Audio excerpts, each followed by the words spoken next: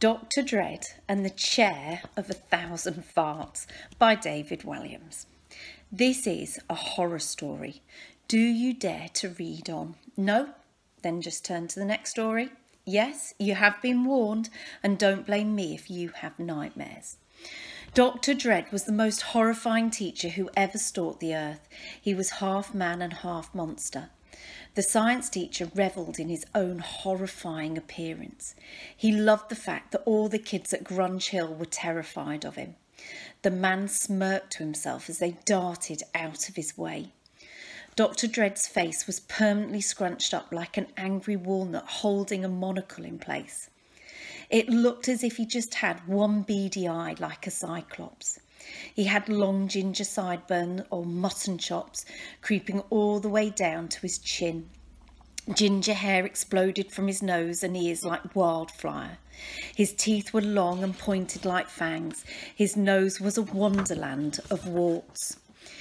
He always wore the same white laboratory coat, except his white laboratory coat had not been white for centuries, as he never ever washed it. It was so thick with grime and grease, it was actually a deep shade of brown. There were so many stains on it: egg, brown sauce, blood, cream cheese, custard, snot, spaghetti sauce, straw, marmalade, lard, that if you dipped it in boiling water, you could have made a soup. Dr. Dread had sandals on his feet so he could show off his terrifying toes. They were a sight that would give you a fright, with their long claw-like nails, open sores and rancid foot cheese. So far, so monstrous, but I haven't even told you the most horrifying thing about Dr. Dread yet: his bottom burps. Puffed. He blew off all the time. His trumps were so frequent they might have well as been continuous. Poof! There was less time that when Dr. Dread wasn't passing wind than when he was.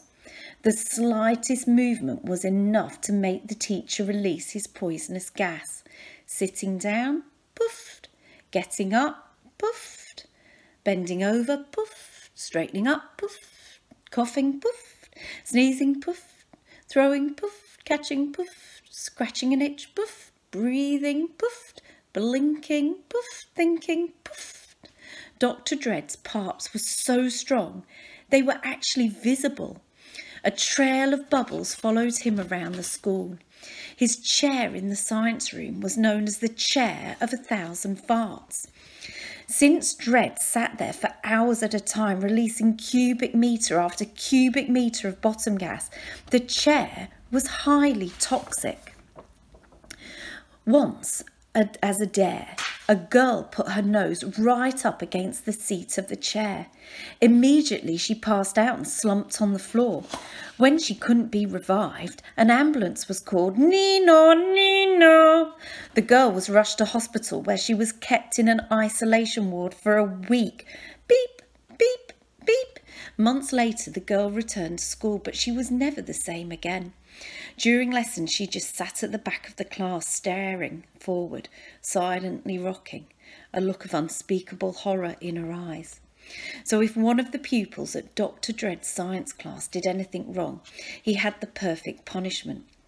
He would make them sit in his chair of 1,000 farts.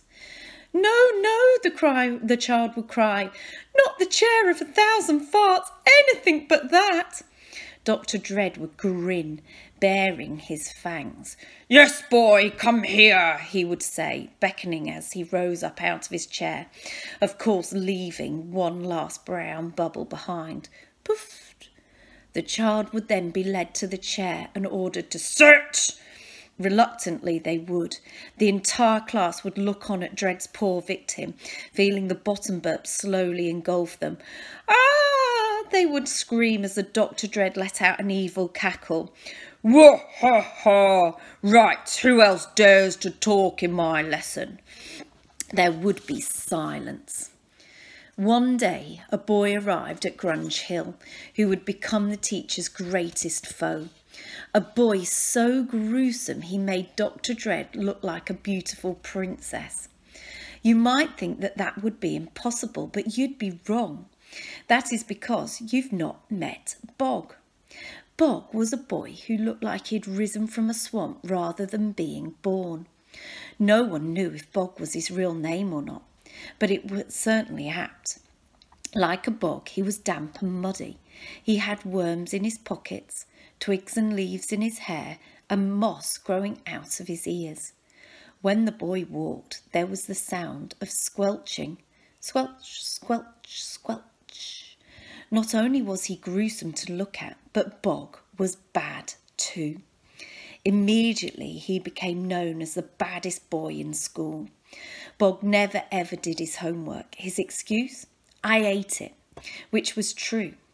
When the teacher became angry, Bog would snort with laughter. Snort, snort, snort. He swiped all the loo rolls from every toilet in school. Then he wrapped the history teacher, Mr. Obsolete, in it while he was snoozing, so he looked like an Egyptian mummy. Snort, snort, snort. Next, he pinched books from the library and tore out all the pages to wipe his bottom, even though he never normally wiped his bottom. Snort, snort, snort. He put the waggliest worms inside the girls' shoes when they were outside playing netball. When they slipped their feet back in them, they were horrified. Ah, yuck, no! Snort, snort, snort. He let the air out of all the footballs and replaced them with his own bottom burps. So every time someone kicked a ball, a stink would come out. Puffed. Snort, snort, snort. He snotted on the floor just outside the boys' toilet until he created a big pool. Then he hid behind the lockers and watched as a boy after boy slipped over on their bottoms. Slide, oof, snort, snort, snort. He started a snowball fight with a mashed potato in the dining hall. Bog made sure every kid got hit with a mash ball right in the face. Split, splat, splot. Snort, snort, snort. He nicked a pot of purple paint from the art room. He then painted his bottom purple and covered the walls with bum prints. Splot. Snort, snort, snort. He dropped slippery, slappery, sluppery slug down the back of the head boy's shirt. Ah! Snort, snort, snort. He tricked some younger kids into swallowing live tadpoles by telling them they were yummy chocolate balls. Ew, I want my mummy. No, boo-hoo-hoo. Snort, snort, snort. However, Bog would save his absolute worst behaviour for his science lessons. He knew he'd met his match in Dr. Dread and was hell-bent on getting the better of him. If the boy was warned not to spill the bubbling liquid he was holding, as it would burn through the worktop, he would pour it straight onto it. Sizzle.